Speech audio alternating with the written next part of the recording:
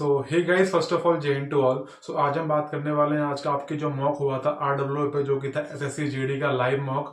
बताने वाला हूं कि आपका कितना स्कोर होना चाहिए, जिससे कि आप मान के चल सकते हो कि आज जो आपका स्कोर है उसके अकॉर्डिंग आप आने वाले एग्जाम तक आप बिल्कुल सेफ हो जाओगे कि आपका एग्जाम निकलने ही वाला है। ठीक है, तो इस तरीके से बात करेंगे। आपको बताऊंगा कि सब्जेक्ट वाइज कितना आना चाहिए था, रीजनिंग, मैथ, जीके और हिंदी का सब बताऊंगा। कितने क्वेश्चन करने वाले थे, कौन सा लेवल इजी था, कौन सा लेवल थोड़ा सा हार्ड था।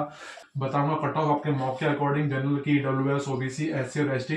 फिर बताऊंगा एक एवरेज, बताऊंगा सेफ स्कोर की। आप अगर इतना लेके आते हो आगे के मॉक में तो आप 100% सेफ बोल सकते हो कि आगे जो हमारा एग्जाम है उसमें मैं 100% एग्जाम निकाल ही लूंगा। ठीक है, तो अब हम बात कर लेते हैं किस तरीके से चलने वाले हैं। वो छोटा सा वीडियो रखेंगे हम ये। तो देखो, हम बात करते हैं रीजनिंग। तो रीजनिंग जो हमारी आज आई थी, तो अगर आप कुछ टाइम तैयारी कर रहे हो तो आज रीजनिंग के अंदर आपको 16 से 17 क्वेश्चन आपको करने चाहिए थे 20 में से। ये बता रहा हूँ कि कम से कम इतना करना चाहिए था। अगर आप करीब एक साल से तैयारी कर रहे हो तो बात कर रहा हूं मैं। ठीक है, मैं ये नहीं बोल रहा कि 2 महीने हुए हैं, 3 महीने मेरे को भाई मेरा स्कोर ही नहीं आ रहा, ऐसे नहीं आता। थोड़ा टाइम लगता है, लेकिन हाँ, मेहनत लगातार करोगे, सही गाइडेंस में काम करोगे तो आपका स्कोर बहुत जल्दी इंप्रूव हो जाता है। ठीक है, 2 या 3 महीने भी काफी होते हैं। रीजनिंग का लेवल क्या था, तो रीजनिंग का जो आपका लेवल था बहुत ईजी आया था। 1 या 2 क्वेश्चन नहीं थे, थोड़े मॉडरेट लेवल के थे, लेकिन वो भी क्वेश्चन ऐसे थे जो कुछ टाइम से तैयारी कर रहा है तो उसको कर सकता था। ठीक है, मैं ये नहीं बोल रहा कि हर कोई कर लेगा, नहीं। कुछ क्वेश्चन ऐसे होते हैं हमारे मॉक के अंदर हमेशा, जो हर किसी के नहीं होते, वो उसी के लिए होते हैं जो बच्चा एक कंपटीशन में लीड ले रहा होगा वही कर पाता है। ठीक है, तो 1 से 2 क्वेश्चन थे, वही मैंने यहाँ पे छोड़ रखे। मैं नहीं बोला कि 20 करने वाले थे, लेकिन जितना करने वाले थे रियल में मिनिमम उतना मैंने लिखा हुआ है यहाँ पे कि आपको इतना तो करना चाहिए था आज के मॉक के अंदर।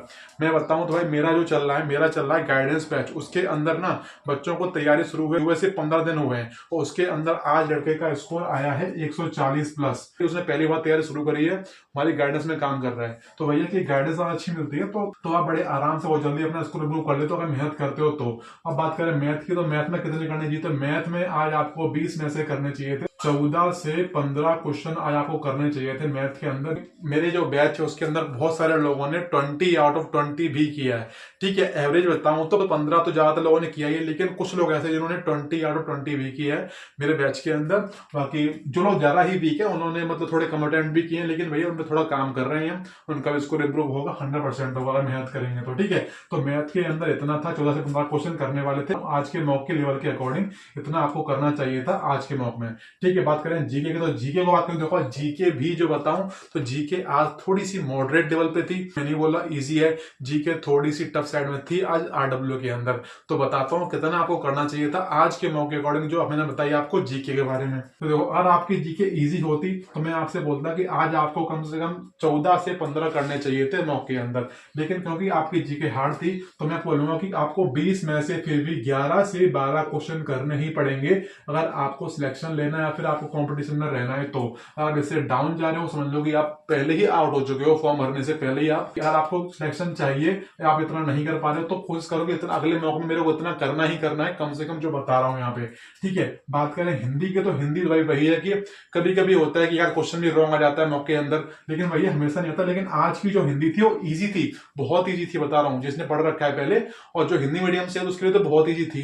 लेकिन जो कभी जो अगर इंग्लिश मीडियम से भी उसको हिंदी ट्राई कर रहा है या फिर ऐसा जिसने तैयारी शुरू को ज्यादा टाइम नहीं हुआ है उसके लिए भी हिंदी ईजी थी। तो आपको कम से कम 18 से 19 क्वेश्चन जो थे वो करने वाले थे, बता रहा हूं। अगर आप इतना नहीं कर पा रहे हो फिर भी 17 से 18 क्वेश्चन आप बड़े आराम से कर सकते थे हिंदी के अंदर। चलो 18-19 को छोड़ दो, आपको नहीं लग रहा ना, तो मैं बोल रहा हूँ 17 से 18 तो कर सकते थे आप हिंदी के अंदर। और ये जो बताइए, बता रहा हूँ, ये स्कोर वो है जो अचीवेबल है, ऐसा नहीं बात है राउंड कर रहा हूँ। मैंने खुद लेवल देखा है जीडी के मॉक का, तब यहाँ पे लेके मैं आया हूँ। ठीक, अब बात करते हैं कि आप कट ऑफ कितनी होनी चाहिए आपके मॉक के अकॉर्डिंग की जनरल, ईडब्ल्यूएस, ओबीसी, एससी और एसटी, वो बात कर लेते हैं। और आप जनरल कैटेगरी से और आपने मॉक दिया डब्ल्यू वाला, तो आज के मॉक के अंदर आपका जो स्कोर होना चाहिए था वो होना चाहिए था 124 प्लस आपका होना चाहिए था जनरल कैटेगरी से अगर आप हो। और आप ऐसे स्टेट से आते हो जहां पता बहुत हाई आती है, जैसे हमारा यूपी है, बिहार है, राजस्थान है, हरियाणा है, आप ऐसे स्टेट से आते हो तो आपको इतना लेकर चलना ही पड़ेगा जनरल कैटेगरी के अंदर। कम से कम इतना आपका आना ही चाहिए था, ठीक है। तो आप मान सकते हो कि हमारा एग्जाम क्लियर हो जाएगा, फिजिकल के लिए जाऊंगा ही जाऊंगा।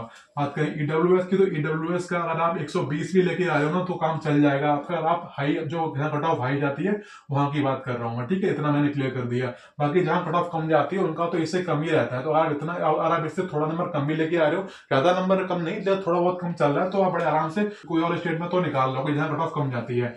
बात करें ओबीसी की, तो ओबीसी को भी 122 से 123 नंबर लाने ही चाहिए थे आज के मौके के अंदर, क्योंकि पता है कि जनरल और ओबीसी का कोई फर्क नहीं रहा है, दोनों में कट ऑफ सेम लग जाती है। कई बार कई सारे स्टेट्स में देखा ही होगा आपने, राजस्थान वगैरह में किस तरीके से कितना बुरा हाल हो रखा है कंपटीशन का।